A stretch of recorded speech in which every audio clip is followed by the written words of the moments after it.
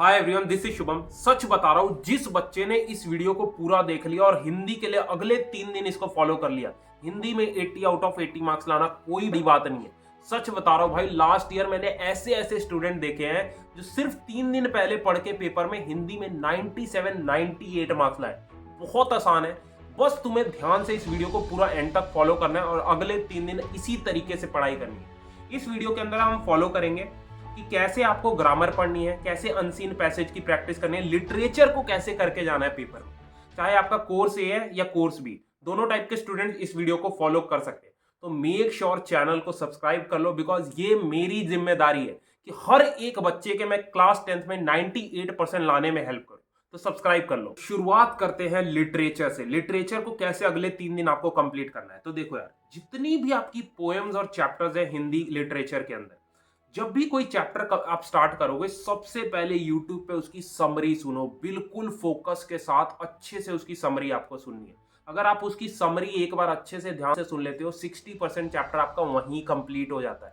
और जब आप पोएम्स की समरी सुनोगे ना, हर एक लाइन का मीनिंग आपको बुक में साइड बाय साइड लिख के देखना है। ऐसे लिखोगे तो चीजें दिमाग में रिटेन होंगी, उसके मतलब मीनिंग आपको पता होना चाहिए हर एक लाइन।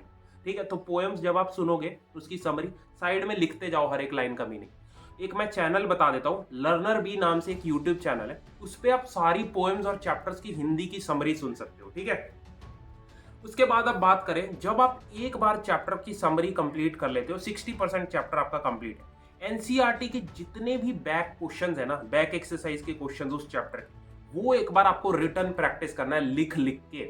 एनसीईआरटी से ही क्वेश्चंस हिंदी के पेपर में आते हैं। ठीक है, तो एक बार एनसीईआरटी के सारे बैक एक्सरसाइज के क्वेश्चंस कर लेना, और हिंदी में जितने भी पोएम और चैप्टर्स हैं, उनके लेखक का नाम आपको पता होना चाहिए। भाई, लेखक का नाम पक्का हर एक पेपर में पूछा जाता है, वो याद कर लेते। और पेपर प्रेजेंटेशन की एक इंपॉर्टेंट टिप देता हूँ, जब आप लिटरेचर के अंदर लॉन्ग और शॉर्ट क्वेश्चंस अटेम्प्ट करोगे पेपर में, जितने भी इंपॉर्टेंट वर्ड्स होते हैं उन्हें पेंसिल से अंडरलाइन कर देना। एग्जामिनर पे बहुत अच्छा इंप्रेशन जाता है, वो चाह के भी आपके मार्क्स लिटरेचर में नहीं काटे।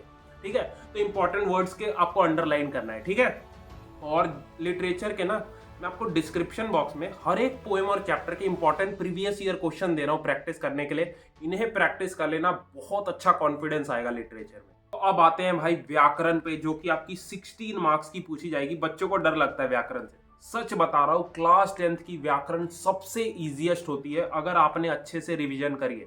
मतलब पेपर में 16 MCQ आ रहे हैं, तो टीचर ऐसे 15 MCQ पूछता है जो देखते ही आप आराम से टिक कर दोगे। दिमाग लगाने की जरूरत ही नहीं है, इतने इजी क्वेश्चंस व्याकरण में पूछे जाते हैं। एक ही क्वेश्चन टीचर घुमा फिरा के देता है। ठीक है, तो आपको क्या करना है अगले 3 दिन व्याकरण के लिए।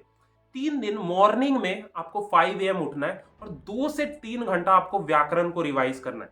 जितने भी आपके व्याकरण के सिलेबस में समास हो गया, मुहावरे, पदबंध, इनको डेली आपको 2 से 3 घंटा रिवाइज करना है। एक इंपॉर्टेंट टिप देता हूँ, व्याकरण में ना लास्ट 5 साल के क्लास 10 बोर्ड के जो हिंदी का पेपर है, वो सारे PYQs प्रैक्टिस करके चले जाओ, काम खत्म। भाई, व्याकरण बहुत इजी आती है, 16 क्वेश्चन MCQ आएंगे, आराम से आप कर दो। ठीक है, तो इसका भी मैं डिस्क्रिप्शन बॉक्स में दे दूंगा प्रीवियस ईयर क्वेश्चन। तो अब आते हैं अनसीन पैसेज पे। फ्री के 10 नंबर है, 2 पैसेज आएंगे, 10 MCQs आएंगे, सिर्फ आपको टिक करना है। हमारे टाइम पे क्या होता था, हमें आंसर्स लिखने पड़ते थे पैसेज से ढूंढ के, जिसमें बहुत टाइम वेस्ट होता था। आपके सिर्फ MCQ आएंगे, सिर्फ आपको टिक करना है, बहुत टाइम बचता है भाई। एक ट्रिक बता देता हूं आपको, ये जो अपठित गद्यांश है कैसे पेपर में करना है। तो पैसेज पढ़ने से पहले आपको क्या करना है, जितने भी क्वेश्चंस पूछे गए ना, 3 से 4 बार उन्हें अच्छे से रीड कर लो। उसके बाद जब आप पैसेज पढ़ोगे ना भाई, देखते ही आपको सारे आंसर्स मिल जाएंगे, और साथ साथ MCQs टिक कर दो।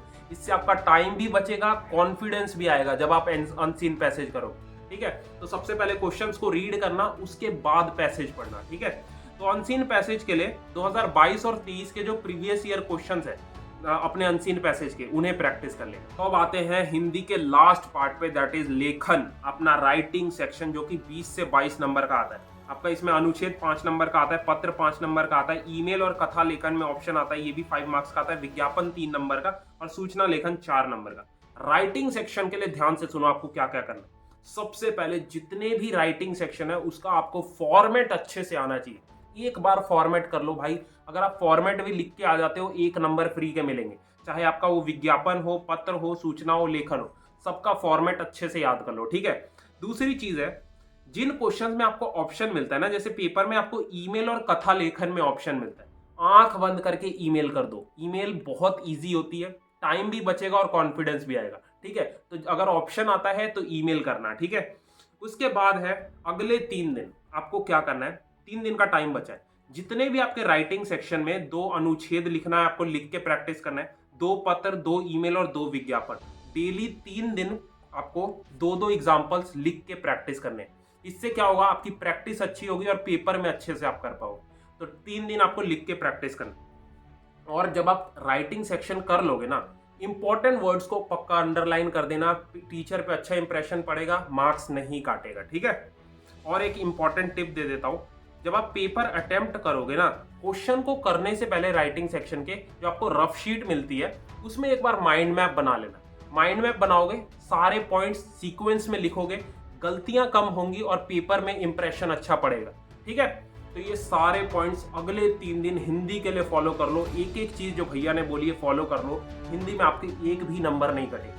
एक रिक्वेस्ट है, जितने भी फ्रेंड्स आपके साथ क्लास 10th बोर्ड्स का पेपर देने वाले हैं हिंदी का, उनको शेयर कर देना और चैनल सब्सक्राइब कर लेना। All the best.